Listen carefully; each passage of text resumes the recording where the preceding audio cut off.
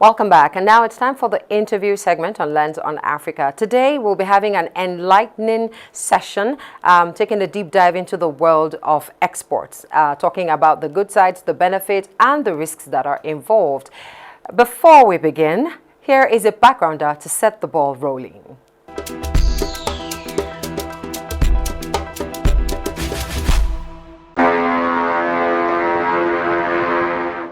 Exports, along with imports, make up international trade.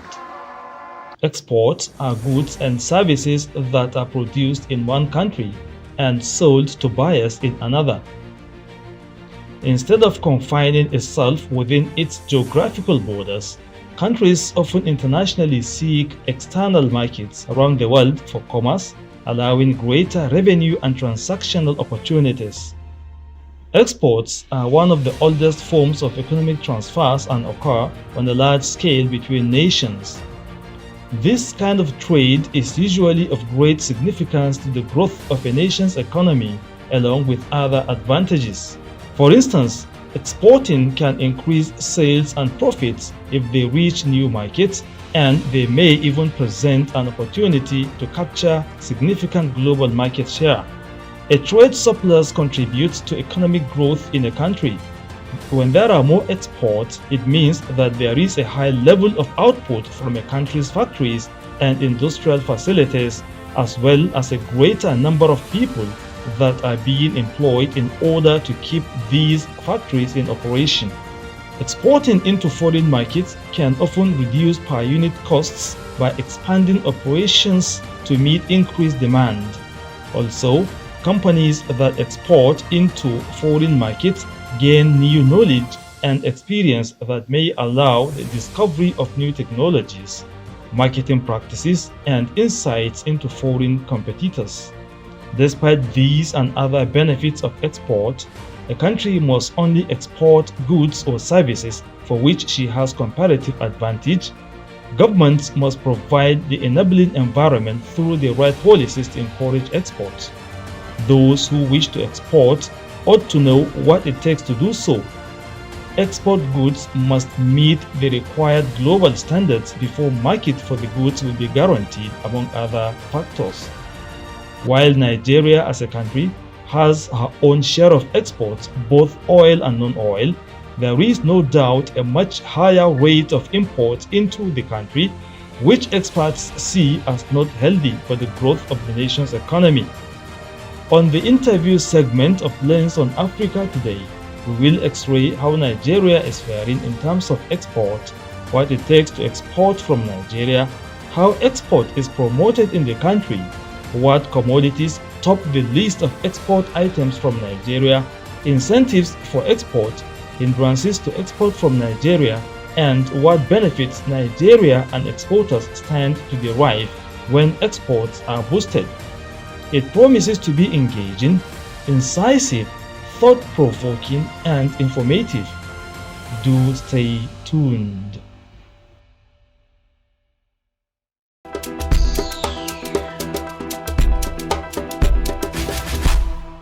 Welcome back. With me in the studio to discuss the role of export in enhancing the Nigerian economy is Mr. Olufemi Boyede. He is the President, Nigeria Trade and Investment Center, Canada INC. Good evening, sir. Good evening. Welcome to Lens on Africa. Thanks for inviting me. All right, I also have another guest who will be joining us on Zoom, Comptroller Ajibola Odusanya. He is the Customs Area Controller, Lily Pond Export Command. Welcome to Lens on Africa, sir. Good evening. Good evening. Thank you so much. Thanks for the honor to be here. Yes, we can hear you. Thank you for joining us. All right, let's get straight to it. For starters, I would like for us to talk about the process of exporting goods and services from Nigeria. Okay, I could actually answer that in one sentence. Okay. I could say the process is just be export ready. But we could then break down what export readiness is, okay. and if you are going to be exporting from Nigeria, first and foremost, you need to be registered with the Nigeria Export Promotion Council. Okay. A lot of people make the mistake of still calling it export license. All you need is an exporter registration certificate from the Nigeria Export Promotion Council. Okay. For this, of course, you need to be a limited liability company incorporated with the Corporate Affairs Commission of Nigeria. You'll need to have a domiciliary account export proceeds. You will, of course, need, having had scaled the area of documentation. Please let me also enlighten. It's not only limited liability companies. You could form yourself into cooperatives with an export objective. Okay. So export cooperatives can also be registered, and they can legally export from Nigeria. Okay. But if you want to export from Nigeria, then you need to decide, determine what am I exporting. So there is the product, there is the presentation or preparation of the products. There needs also to be a thorough knowledge of the market that you are exporting to, or rules and import rules and regulations in that market. And for example, a lot of people say Pomo is making waves in the international market, which is true. If you went into a Nigerian store, for example, in Toronto, you are likely to buy 1 kilo of Pomo for as high as $20. So Wow. you would say it's making. Is Pomo importable? Is it allowed to be imported into the country of Canada? That's a different question. thing entirely. So there is quite a lot of homework that the intending exporter needs to do. There is a lot of self-education that go into that simple phrase that I said, be export ready. All right. Okay, talking about the process, it sounds similarly simple enough. Now the question is, I would like to throw this question to my guest on Zoom, Controller Sir. Do you think that this process is foolproof enough, or does it need to be improved? And if yes, how do you think we can improve the process of exports in Nigeria? Okay, are you talking about the process just highlighted Yes, by sir. by team in the studio? Yes, sir. Do you think it's foolproof? Is it user-friendly? And if it's not yet perfectly executable, what do you think we can do to make it better? Yeah, I must say that the United States has really opened up what are the processes required by average exporter in the country, like the registration from the CAC, a registered company, then maybe when they form themselves in the business relationship, partnership, or whatever, then the registration by the Nigerian Export Promotion Council. Then from my own interaction with the stakeholders Yes. at the export command, there is this issue of stakeholders not being able to be attended to, where they have to log in their NXP on the CBN portal. Okay. That is something that we still need to improve upon. That it causes some delay, and I believe it will be improved upon. That is the major problem they complain to me when I go to that command that they are having. That the CBN portal, whenever they send message or try to do anything there, they don't get response. I see. Apart from that, Okay. they say they don't have any issue with any of the government agencies that has to do with facilitation Okay. and promotion of export trade. Okay. All right, sir. Thank you very much for your. Take that further. So you want to take that further a bit? Yes, I'd okay, we like have to quite a take lot to that talk further about. Go ahead. because the export process is actually a value chain. And my colleague, the controller, has actually struck the nail on the head of one segment of that value chain. Okay. That's what the exporter needs to do at the bank. But in terms of what he mentioned about interaction with other regulatory bodies, there are quite a lot, okay. and it's actually beginning to constitute a major bottleneck to the exporting from Nigeria. Ask 100 exporters, they'll probably, maybe 100 of them will have one complaint or the other about NAFDAC.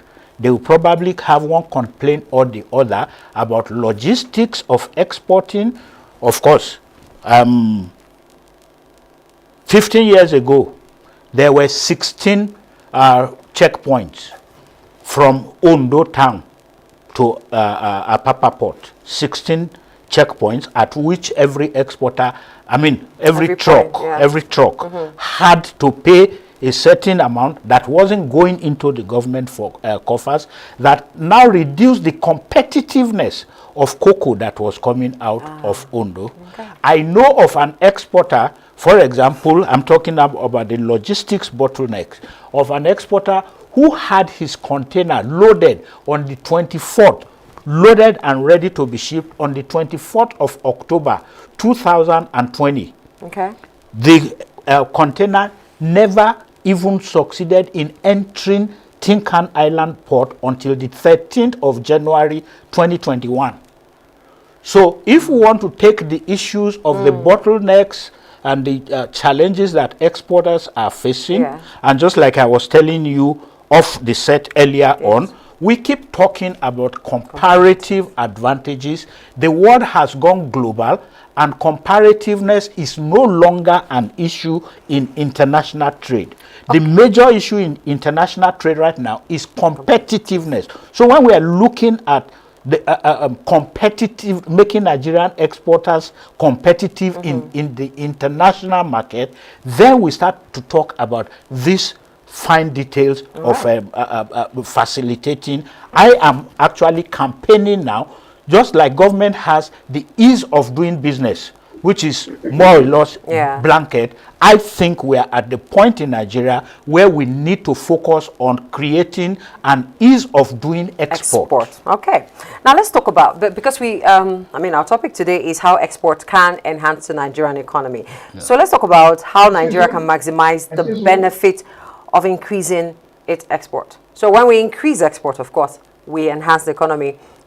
Maybe not as a straight line as I just made it sound, but how can we maximize this while overcoming the challenges in the export industry? I mean, you just mentioned a few. So how do we, despite these challenges? Oh yeah, the challenges are there to be overcome. Yes. So I think that public-private engagement is the first step to do, and I think that the Controller General of Customs has been doing quite well in this direction. In fact, I think the very first statement I read from him after he was appointed was a public declaration of his intention to facilitate exports from Nigeria. So we'll come to that. But how can Nigeria reap the benefits of trade, international trade, aka non-oil exports? First and foremost, Nigeria must be deliberate and intentional. The government must understand that taxes are immediate sources of revenue. What other ones have I seen recently? All those other initiatives, they will bring revenue. But the solution, THE, capital THE, the solution to Nigeria's current economic quagmire is actually non-oil export. Until we preach this gospel and it sinks in. Because at the end of the day, if you follow the Minister of Solid Minerals, Dele Alake, who's been doing a fantastic job in the mining sector, you'll understand that Nigeria can actually focus on 5 sectors that have the capacity and the potential to replace crude oil, and we stop looking at crude oil as the main earner of foreign exchange for Nigeria. How can this government do that? I gave an example on another program a while ago, President Olusegun Obasanjo called the Nigerian textile manufacturers into a meeting and signed a pact with them. He gave them a target and said, hey, give me $4 billion in export proceeds every year until the end of my administration. Yes. I will give you 40% in export expansion grant. At that time, it was administratively just 30%. So a government that wants to transform into a non-oil export driven economy, like I said, will be deliberate, will be intentional, and will engage directly with the people who run that industry. Okay, sir. Now, I'm going to be throwing my next question to Comptroller, sir. Now, let's talk about customs. In what ways does customs collaborate with other agencies to facilitate export? Now, you've talked about NAFDAC, you've mentioned quite some other agencies. What ways does customs collaborate with other agencies to facilitate and make export, I like the term user-friendly here in Nigeria? Sir? Yeah. Well, maybe in my answer to this question, we'll be able to address some of the concerns of the in-house guests here about the delay by some government agencies which constitute hindrance into facilitation of export trade. Well, the Nigerian Customs Service, we take export to be very, very, very, very important, especially in our current trajectory in Nigeria today. That is why we have a whole command dedicated only to export, which is the Uniform Export Command. And I can tell you that when I got to that command, I had meetings with the stakeholders. And when I say stakeholders, whether the shipper, the NPA, the NDLA, the DSS, and other relevant agencies. And I will tell you that what we do at that export command is something we can say one-stop shop of processing export. We have export processing terminals and domestic export warehouses under us. What we do there is that exporters, they bring their goods to these domestic export warehouses or export processing terminals. Since I got there, I've visited one export processing terminals in Ikorodu, where they bring cocoa and other agricultural products. When they take them there, they rebag, they package, probably to meet the international standard or to meet the contract they must have entered into the foreign partners. And at that spot, we have the customs, we have the NDLA, other relevant agencies that have something to do with the business of export, which is a one-stop shop. And when they are done at that terminal, especially in that Ikorodu terminal, they take the goods from barges, and it is from barges to the ship that will take them. No other process again. The goods get to the port other than to just load them into the ship. But there are other ones that are inland processing terminal, like where my office is at Idora. We have the Diamond Star Export Processing Terminal.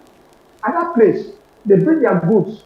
Some of them that have even been examined at the exporter warehouses, they bring them there because we cannot just allow container to just line up at the entrance of the port. There is something they call ETO by NPA, calling this thing. It is when NPA feels that there is a space for so number of containers to come in, they will send message to the Diamond Star.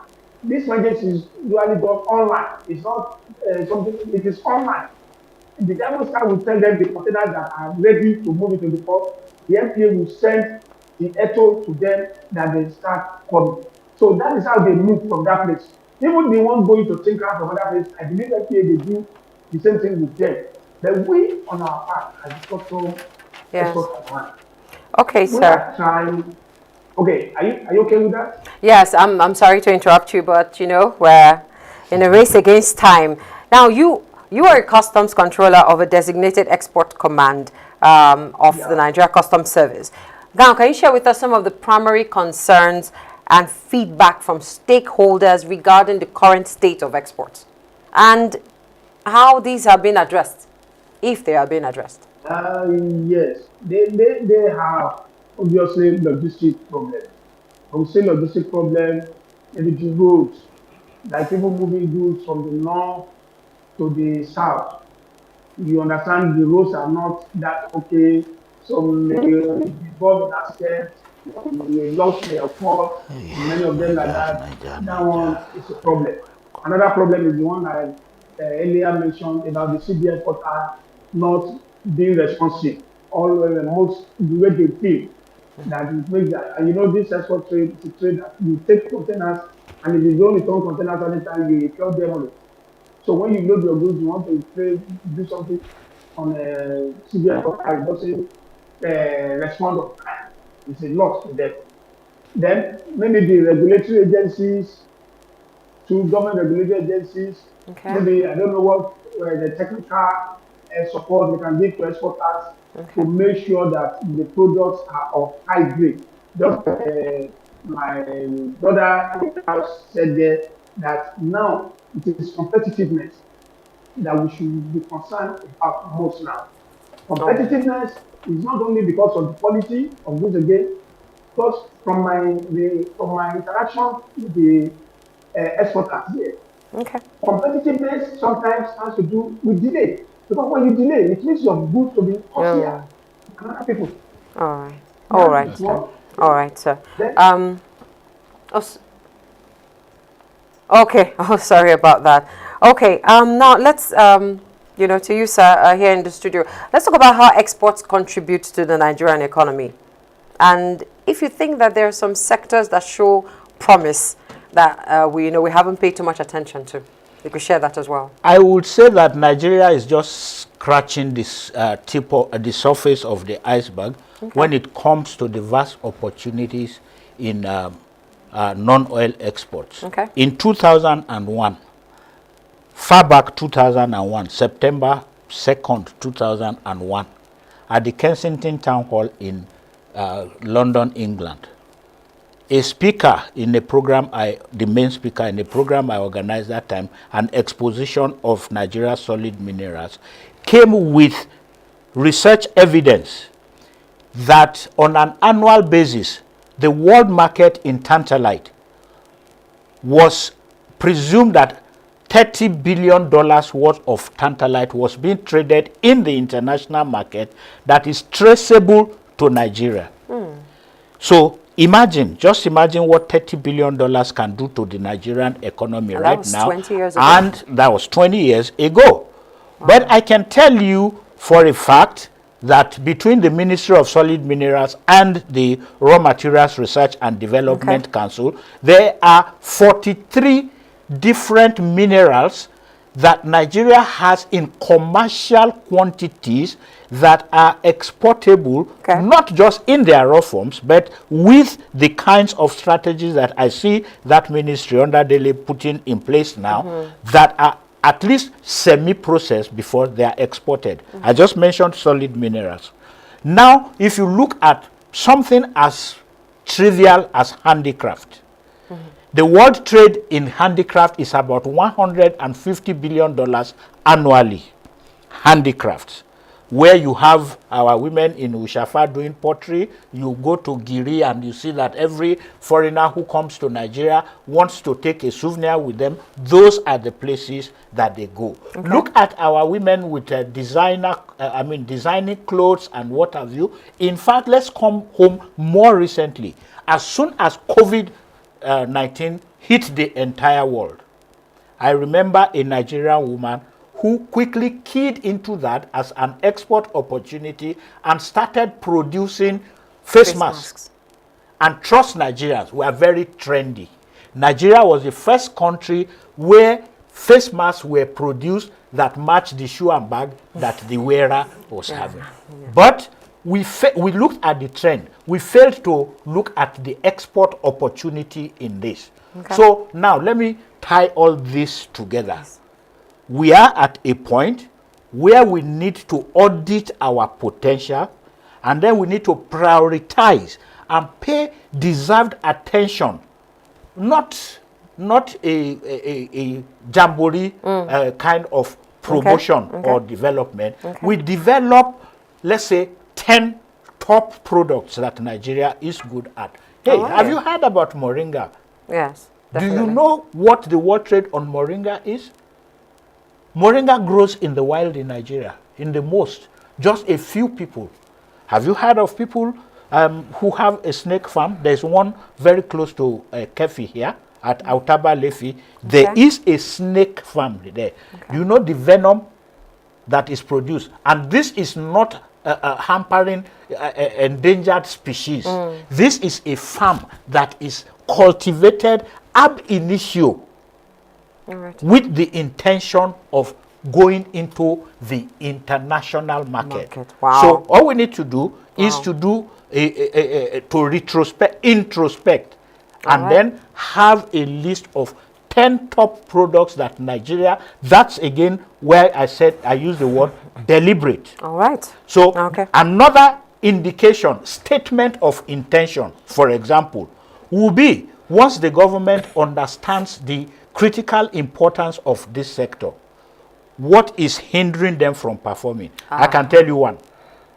The government, through the Nigeria Export Promotion Council, has owed Nigerian exporters their export expansion grant since 2017. Some even as far back, as 2007, 2009. So that's where this that deliberateness comes in. You're willing to do whatever it takes to encourage exporters. To a meeting and pay them their export expansion grant, and then charge them. The same way that the Bureau de Change operators are advocating to government right now that government must realize that exporters can do even more. All right, sir. Thank you so much. Comptroller, sir, I'm coming over to you now.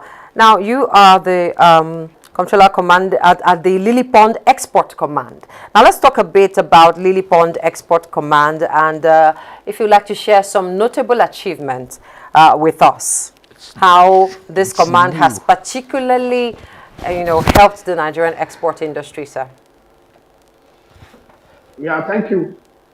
I can just briefly tell you what we've been able to do the first, second, and third quarters of the year. For those periods, we have, I break down the products, we have agricultural products, such as cocoa, cashew, soya, ginger, hibiscus flower, cotton, sesame seeds. We have locally manufactured goods such as cigarettes, cosmetics items, beverages, and we have solid minerals such as lead, aluminium, copper, magnesium, lithium, and zinc. Then we have other sundry commodities such as foodstuff, personal effects, this and that. For that period, the summary of the export value in dollars of what we have processed for those three quarters is $626,728,505.86. All right. Okay. All right. We can do better. We can actually do better. Okay. Now, talking about doing better, sir, if given the opportunity, talk to me about specific projects or changes that you intend to, or that you would love to prioritize to enhance the role of Lily Pond Export Command and exports in Nigeria. Yes, Lily Pond Export Command, I've been working towards making sure we have our promotion of synergy between the Customs Service and the other government agencies, NDLA, DSS, and other stakeholders like the shipping company, NPA, because there are some concerns about the exporters, about NPA not according them, the recognition, especially when they spend a lot of money to get in the full warehouse, NPA want them to be here and there. I'm already addressing all those issues.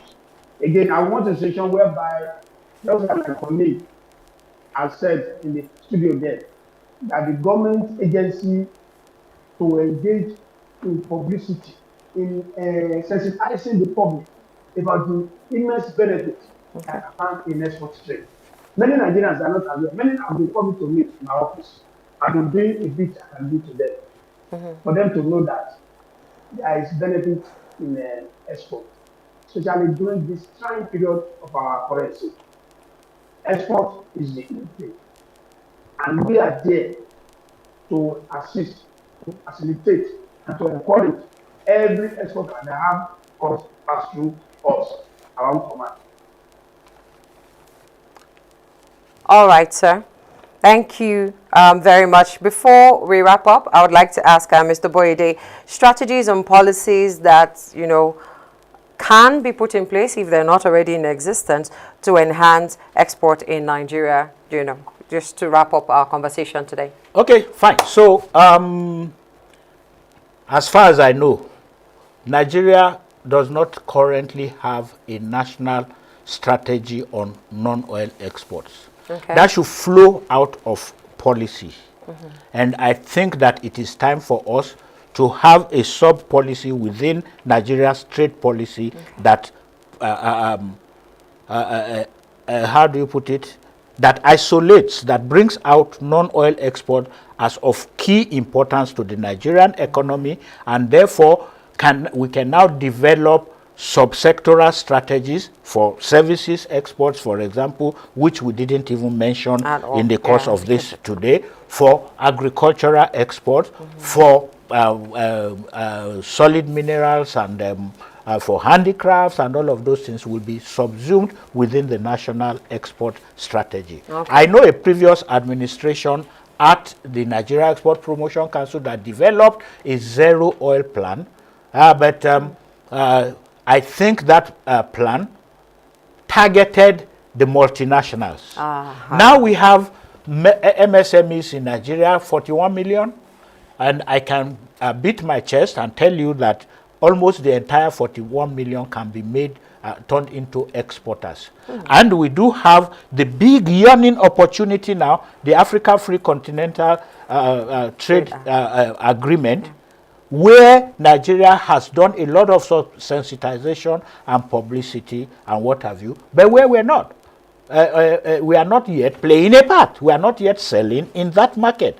But, okay, let's try and tie this and throw it on the table of the Controller and Controller General of Customs. For example, Nigeria Customs Service has operated a single window digital system that facilitated import. Of recent, I've been hearing, and I'm very happy hearing that, I need to see it being implemented, that the single window strategy will now be extended to also cover non-oil exports. How does that become relevant? All of these, there are too many agencies at the ports and what have you, that becomes a thing of the past. Nigeria then moves a step up. Nigeria then begins to aspire to become a digital economy wherein controller can sit in his office at Lily Pond, and on his screen he can see an NXP and then facilitate the what do you call it, the shipment of that particular NXP by, again, digitally contacting on behalf of the exporter, the NPA, hey, what's going on there? Just by email. Wow. Contact We're going to have to have a rematch of this conversation. There's so much that you're touching on, but unfortunately, we do not have so much time. Thank you so much, sir. I've been talking with Mr. Olufemi Boyede. He is the President, Nigeria Trade and Investment Center, Canada INC, and also Comptroller Ajibala Odusanya, Customs Area Controller, Lily Pond Exports Command. Thank you so much, sir, for being a part of the conversation. Thank you.